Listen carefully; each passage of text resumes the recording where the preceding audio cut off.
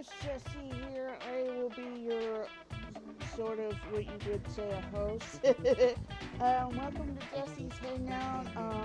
This is just where we talk about not only random things, but sometimes we'll have topics to talk about. Sometimes we'll touch on some serious notes. Sometimes we'll touch on random things in general, like a movie or something like that. We'll be talking about some stuff a lot on these series. This is my first series, and this is also my first ever podcast. I've never done a podcast on YouTube or just on podcast app in general. I've never done that before, so this will be really interesting to do because I've never really done something like this. So I hope you guys will enjoy it. This is the first episode. There will be many episodes to come.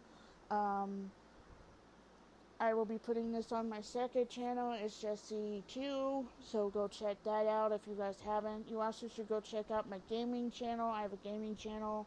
I'm a mobile gamer. I've been a mobile gamer on YouTube for about 2 years, but I've had my channel for a while. But I recently didn't start doing YouTube until January of 2019.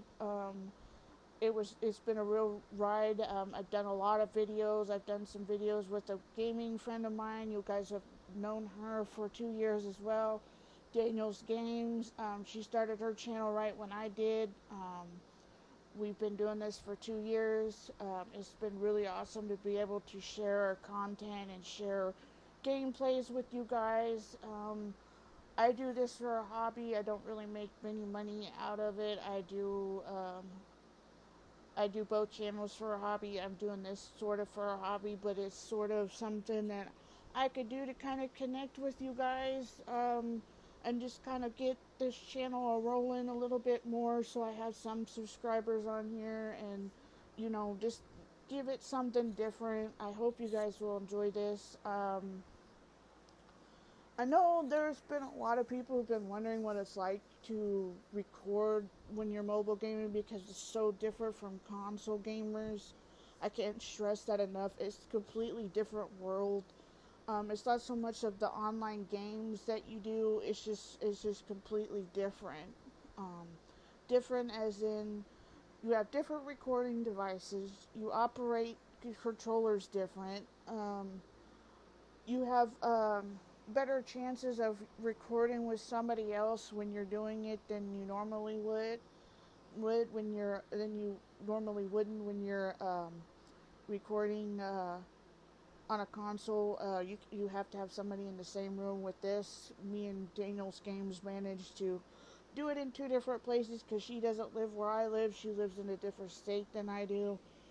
So when we collab, we have our little setup thing where we can hear each other and you guys can hear us, and it's just really cool to be able to do that. We haven't done a gameplay together in a while. It's been kind of a crazy. Last year was really crazy.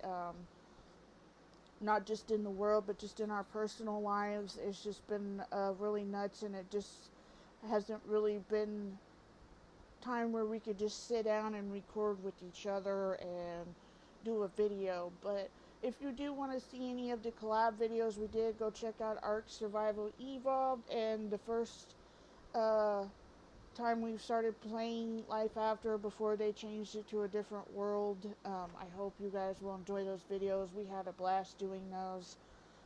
It was really fun to be able to do that with her and to be able to share that content with her. The stories that went into those videos is hilarious. I do have a couple of them. It's pretty funny. The first time me and Daniel's Games recorded, we really didn't know what we were doing. We had to find a way to set it up. And back then we used an app called Line app. So we would talk to each other through that, and we would try to get it to where you could hear it through the mic on my headset and you could hear it through the video, which we pretty much did really well about that. So it actually, sometimes it would turn out well, and sometimes we would record and you could hear my voice on hers, but you couldn't hear mine on and it was just really crazy. The story that I have is when me and Daniel's games started playing our very first survival game together.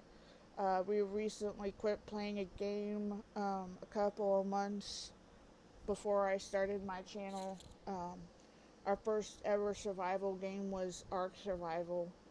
Um, we started playing that, and we had a lot of fun doing it. There was times where it got really stressful because that game could be a little frustrating at times. We know it's just a game.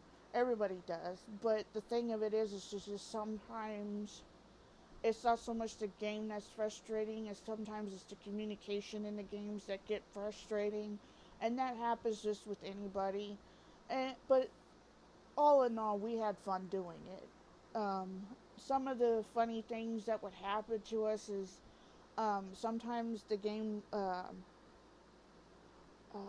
server would like to lag and glitch and we would crash.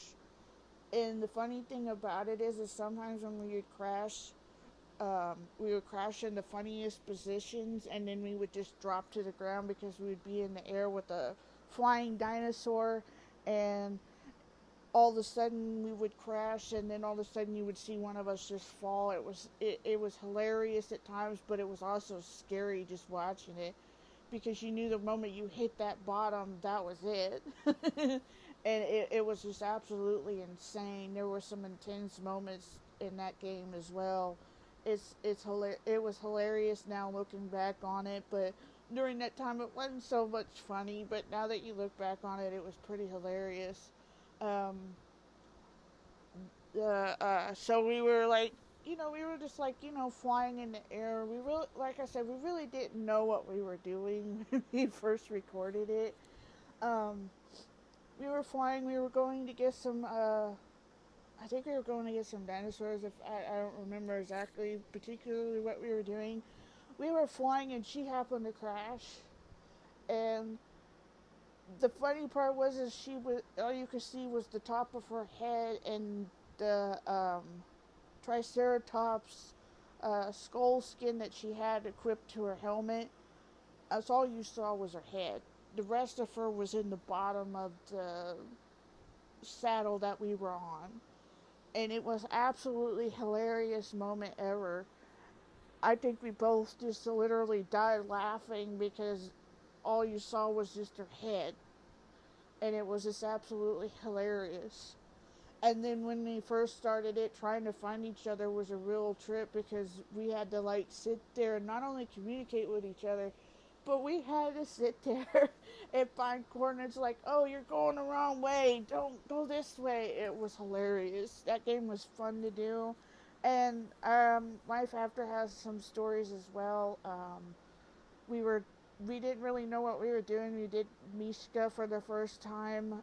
It's actually a school that was infested with infected, and it was basically a college. It's Mishka University. It was basically a college, a really, really huge college, really, really pretty one, but it was just all broken and just ruins, and it was just so infested with nature, and it was just so banged up and messed up in there from everything that had gone on in there. And basically what you have to do is you have to go through different stages of the areas. The first stage is when you walk in there. um, when you when you're there, you're at like a little camp base. You talk to this certain dude, Buck Sawyer. And then you go out to the road that leads to the university, or like a little road where you could, I think it's just like where you could park or something. And there's like a small gate you go through. But before you could get to that gate, you have to get rid of this mob of zombies that come after you. And let me tell you, it gets pretty crazy at that moment. But when we first started it, we were at level 20 or 30, and we had Uzi guns. We didn't know what we were doing, but we knew we were going to try it. So we made it through the first part of it fine. Um, First part was a little cray-cray. So we get through the door, we get the big guy down, we get the first survivor down. and it gets really crazy from there. We get to the little library type room with all the classrooms and just the library, the hall, so to speak. There's like two different sides of it, and then there's like courtyards on each side of it. So you have to go and get, I think it's four. No way, it's three different survivors from each side, so it's six in total. Um, and let me tell you, at the time we did not know that there was traps in there that you would set off things and zombies would come after you. So anytime we would rush past a bookshelf or light something, we would get a whole crap ton of zombies everywhere. It was a whole big old cluster. It was the hilarious part about it was is we didn't know what we were walking into, and every time we got zombies coming out of the woodwork, it would scare the crap out of both of us because we were totally unexpecting it. And it would just be really crazy because she would be going and getting somebody, and then crazy me would go past a bookshelf, and then all of a sudden you got all these zombies everywhere, and then they're just like gaining on us, and all you see is us trying to fight them, and then this blue cloud of dust from them radiating off the virus that they have, and it's just absolutely crazy. But now that we look back on it, it was absolutely fun. It was hilarious. Um, we managed to make it through it, um, but it was really, really crazy because we just didn't know what we were doing. And I think that's the fun part about survival games like that is when you go into something for the first time and you have absolutely no stinking clue what to do, even though you read it, but you still really have no clue what you're getting into until you absolutely get into it, and it's such a big surprise when you do it. It's absolutely hilarious, but creepy and scary at the same time. So anytime me and my group of gaming friends, along with Daniel's Games, anytime we would walk into something, we had absolutely no clue what we were walking into, and we were just all like, "Whoa, what the heck? Holy crap! This wasn't supposed to be here.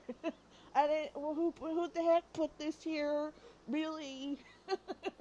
It would be crazy, or there would be times where I'll be filming by myself, and I'll be in Hope 101 because that's where you start out in the beginning.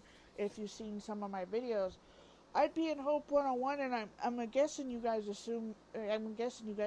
have this telepathic thing and know when we record, and you get some of these people that would just sit there and randomly come in front of you, randomly wave, and then start doing these funny emoji things, and you would just die laughing because it's hilarious, because it's totally random and you definitely don't expect it. And I can't count how many times I've had that happen, and it'd be absolutely hilarious. I wish I could have left some of them in there, but the next time it happens, I'll leave it in there because it's just absolutely hilarious. And I love it. It's just hilarious. It makes recording very interesting, to say the least.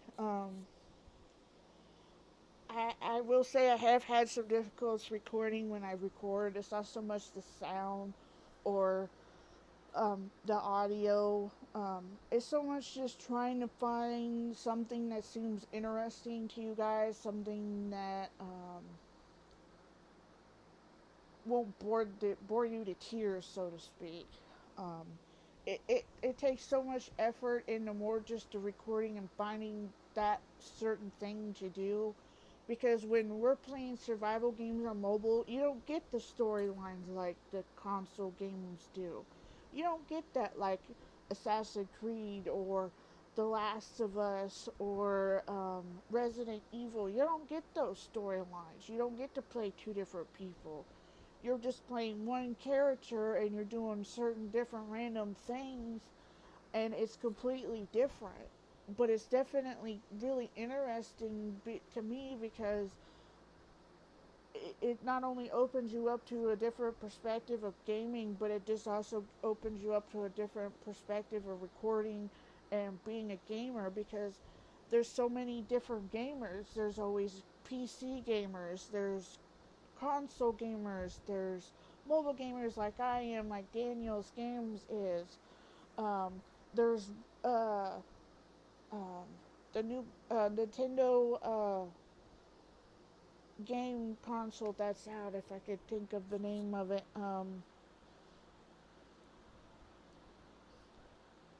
I can't really think of the name, but it's like a really cool console. You can record off of it too. I'm assuming you can. I've seen a few people do it. Um, Even there's Nintendo DS players who have different ways of doing that too. There's all sorts of different game players out there, and some of them are pretty competitive. I won't lie. Sometimes it gets competitive out there. Sometimes it doesn't, but I really kind of just avoid that a lot. Me and Daniel's Games tried to avoid things like that. We try to stay out of things like that and just stick to what we want and what we do, and to ourselves, and to what we want to put out there for you guys. We just kind of try to stay away from that stuff, but sometimes it just finds us and it happens. But we do our best to stay away from it. I can't really speak for her, but I know for a fact that we try to stay away from that stuff. Because it ain't really worth putting it out there. There's enough of it out there on YouTube and other social medias as it is. I will say, when I first started doing YouTube, it was really scary. I was really nervous. It wasn't so much about what kind of comments I was getting. I was just really nervous in general because I've never recorded my voice before, and I was so self-conscious of my voice because I'm a woman in my 30s and I sound like a kid when I record, but I'm really not a kid. I'm a person in my 30s. I've been gaming for quite a while. I've been gaming ever since I had my first iPod Touch. Um, and even before that, I've played the very first Nintendo game. I played the very first Saga game. My favorite game for the Sega Genesis games was Sonic the Hedgehog. I played that before. I've even played a Wii before. Um, I've dabbled in an Xbox before, but not really as much as I was hoping I would. It's really cool. It's a different perspective. I like the controllers.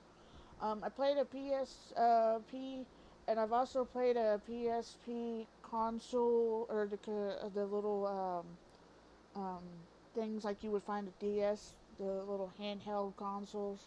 Um, I've played that before.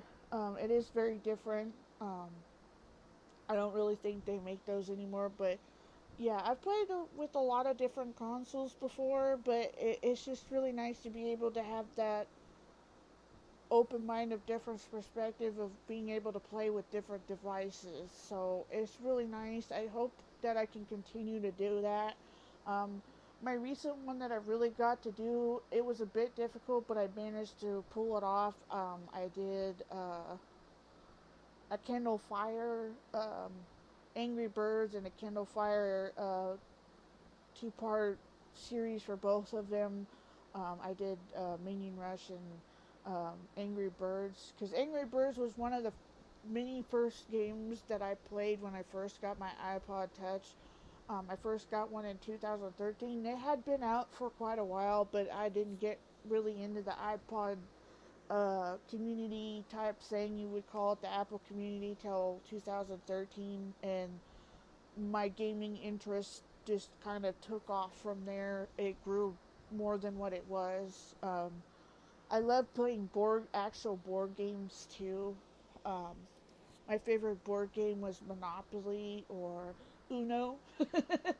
I don't know if you call Uno a board game. It was more of a card game, but um, that's what I used to play when I was a kid. So it's really cool to see how gaming has evolved and become something different. Um, so it's really nice, but you also have to know that you have to balance um, your personal life and gaming. You kind of have to find some sort of balance. What I mean is, you can't really sit in front of something forever because you have to do other things in your life. You really don't want to just put your whole life into that sort of gaming mode.